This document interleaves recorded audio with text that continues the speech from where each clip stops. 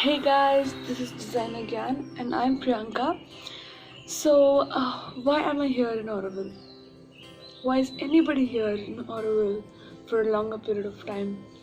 This place has taught me so much till now. I don't know how to explain. So, Auroville is a place for everybody. People from different countries, different races, religions, everybody come here to just live in unity and peace. It is also a very nice experimental space for architects. I am here at Auroville for a month to work at this architectural NGO called Sacred Groves.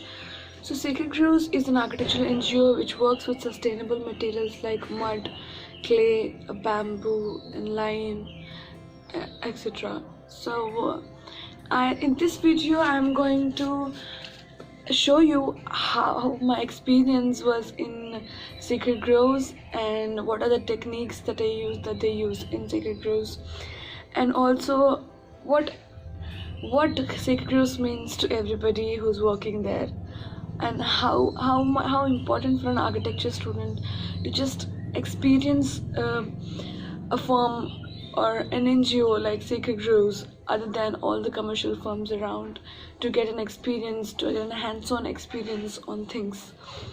So let's dive into the video.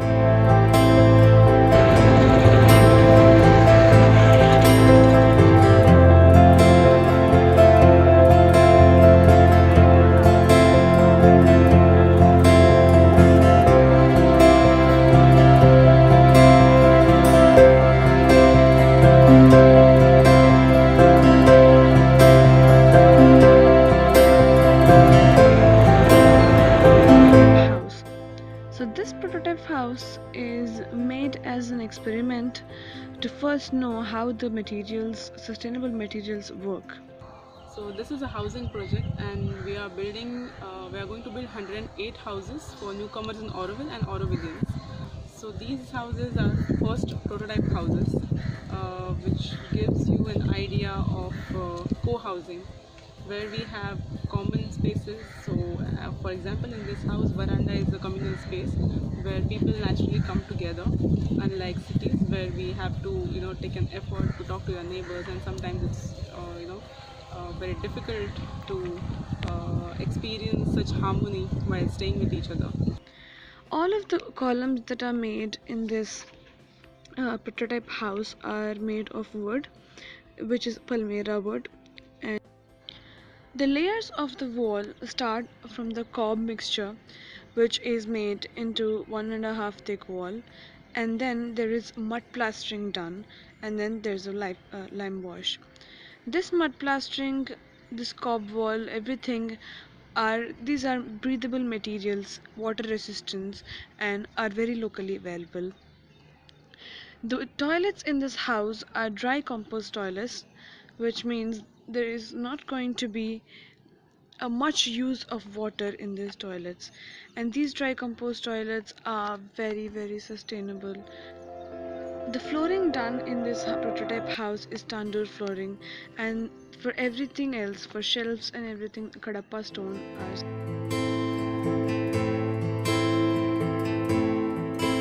Know about Sacred Groves through my friend.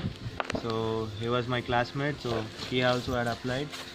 So only thing was in my mind was to stay in a tent and be together, not only for the working hours. Apart from the working hours, like you have dinner together, you stay together, you sleep in the same place. So this is what I heard. So this is what I wanted to come. Like I never know anything about sustainability or something what they do here, like especially with the mud or anything natural materials. So after I came here, so the process went on and I started like getting into it. So it was a good experience. So it just evolved like that, because something when you don't know, like you don't expect anything in some place and you come and you get lot of things. It was like a big surprise for me, and it always happens to everyone like that. So you don't expect anything, sometimes you get lot of things. So that only made me to stay for another 6 months again. So it's been like past 10 months I have been here. So the whole concept of cluster housing is having a combination of 3 houses together with common facilities involving community living. All the three houses designs are client oriented designs. They are not similar to each other. They have different styles of architecture. So all these designs are experimental designs.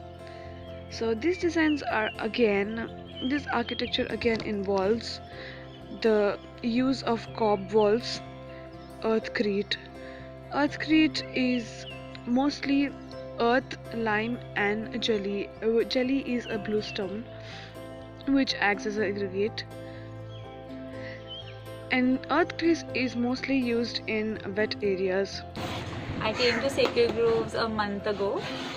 I have worked in commercial offices for 5 years. And I came to Sacred Groves to experience something different. I was basically a little tired of just sitting behind the laptop and drafting. I realized that my site and practical knowledge wasn't that great.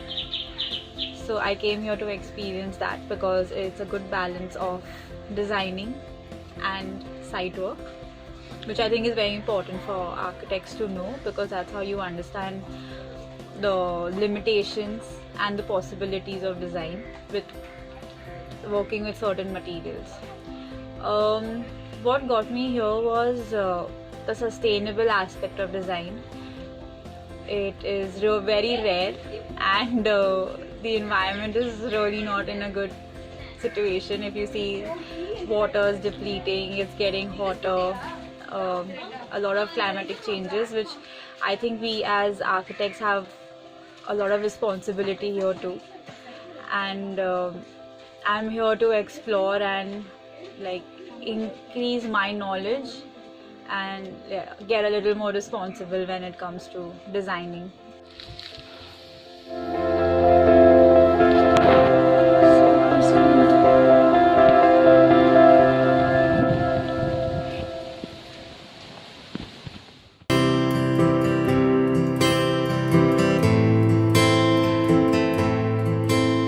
Making adobe brick is another amazing technique to make bricks. Adobe is a mixture of mud, shell lime, quarry dust, and water. These bricks are really strong, and these bricks are sun-dried. They are not kiln burned bricks. So the process of making the adobe bricks is to make the mix of the adobe, and then to take a mold and throw the mud into the mold. As it settles, you remove the mold and the brick is made.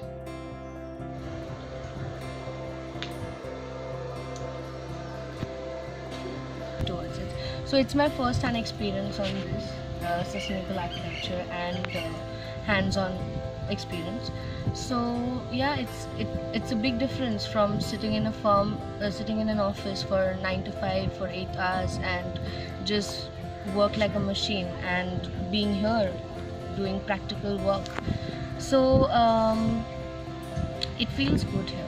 At the end of the day, you are satisfied.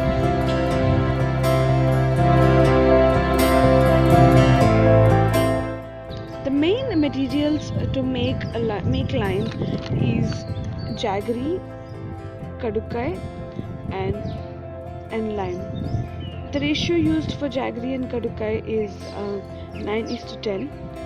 So this acts like a liquid material to make the lime prep consistent.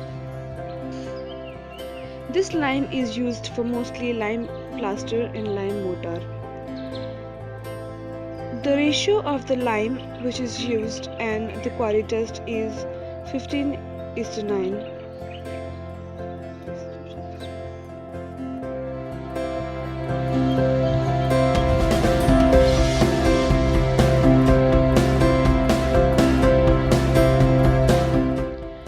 To bend the bamboo, a process of heating the bamboo is mostly used.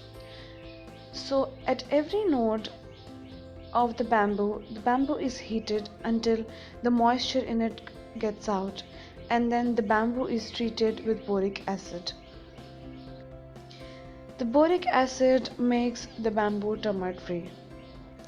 The Another project of Sacred Groves is a common kitchen which is built for the volunteers. This common kitchen has a foundation of rubble masonry and plinth of rubble masonry. The usual foundations that are used in the projects here are rubble trench foundation and random rubble foundation. So in rubble trench foundation, there is a trench in between for the water to pass. A capillary action of water collects the water in the trench, and this trench leads to the recharge pit. If the use of this rubble trench foundation is so whenever there is groundwater, there won't be any seepage of water into the walls in any way, because as the water is going into the trench and directly reaching the recharge pit.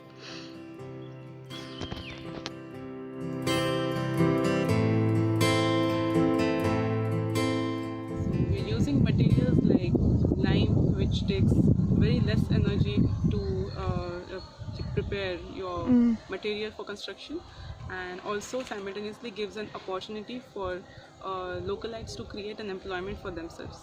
And we're using local techniques to create plasters and mortar. So this infrastructure can be afforded by a layman, average family, a family with average economical conditions. So I think that's such kind of decisions from an architect will make a lot of difference in our profession.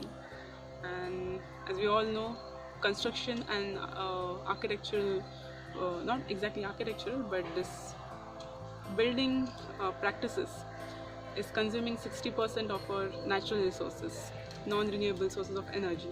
So I think it's everyone's responsibility to be very mindful towards the kind of design we are proposing, the kind of materials we are using, and the way we are doing it.